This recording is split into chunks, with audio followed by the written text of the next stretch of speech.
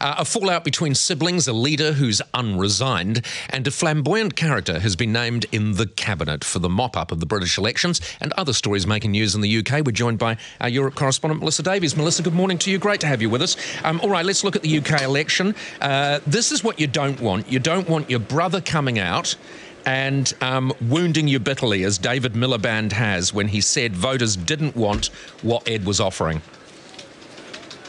I know, but didn't Ed Miliband wound David back in 2010 when he won the Labour leadership?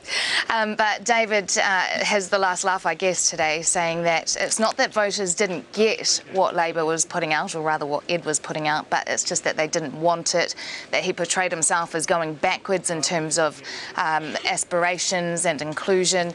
He did say that he didn't think it was fair that people had still kind of held that leadership race thing against Ed Miliband, but yeah, he wasn't exactly complimentary of his brother's campaign. No. And where is Miliband now? He's on holiday, isn't he? He's jetted off at the last minute to Ibiza with his wife, nice. Wherever he, yeah, not somewhere you'd expect him to go. I don't imagine you'll see him at the all-night dance parties, but it is slightly weird, but I suppose he may as well not be here. Yeah, that's where you go to avoid the slings and arrows of outrageous torment, which comes as a result of being a loser. Now, talking about losers, UKIP. UKIP as a party, they were expecting really, I think, going by the way Farages was talking, a minimum of 4 or 5 seats.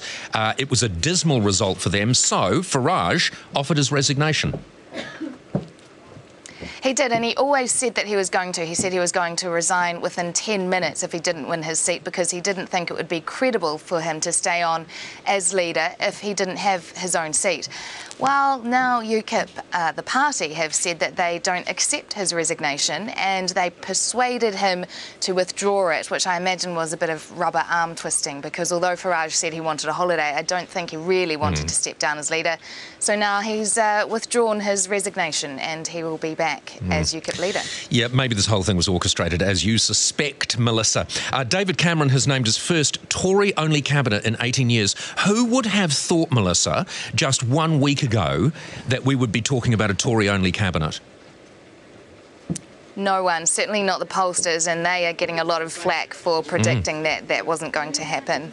Yeah. Absolutely. Now, one of the people in that cabinet is Boris Johnson, who is still the Mayor of London. He said he's going to turn up, he's not going to miss any cabinet meetings. So what is going to happen over the next few weeks? Because he is a busy Mayor of London. He is. So he hasn't been given a ministerial role, so he'll only have to go to those meetings. But what it shows is that he's very much going to be included as this part of this inner circle. I think what's interesting, though, is even though he doesn't have a ministerial role, because of his role in Cabinet now and as London Mayor, he actually earns more than David Cameron already. But he has insisted that he is going to still dedicate his time and his energy to being London Mayor. When he came out, this is so typical Boris Johnson, when he came out of the meeting with David Cameron, he'd been in there for about 45 minutes, he told reporters, "I think that went well," and he described the meeting as orgiastic. Orgiastic. It's a very, Boris Johnson thing to say. I love him. You wouldn't want all of your cabinet ministers, you wouldn't want all of your members of parliament to be like Boris Johnson, but you need at least a couple of them. And Boris Johnson, Cameron's going to have to watch his back, because Boris Johnson has made it quite clear he wants the leader's job. Let's talk Rolf Harris quickly. 20 more women have come up. They say they're going to launch a civil case against Harris, who is in prison right at the moment. Yes, so last year he was sentenced to 6 years for molesting girls as young as 7 in the 70s and 80s. Now, since that sentencing, 20 more women have come forward saying that they want to be part of the compensation claim for sexual molestation. So that is something that the Criminal Prosecution Service is still looking at. Police did interview Rolf Harris again a few months ago, but they haven't made any announcements around whether there'll be new charges, or whether there will be compensation. This could be the future of his life, couldn't it? I mean, this could be the sort of, his life will be death by 1,000 cuts.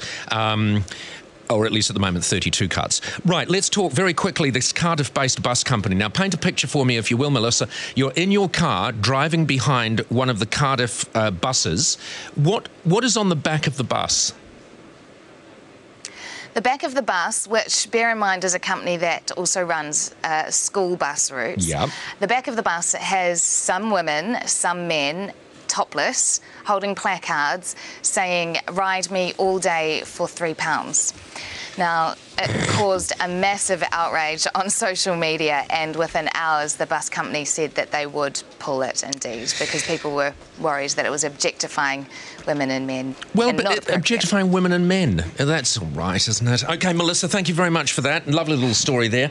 And I suppose it's people, isn't it? It's just the world, isn't it? 14 minutes away from 7. Paul Henry.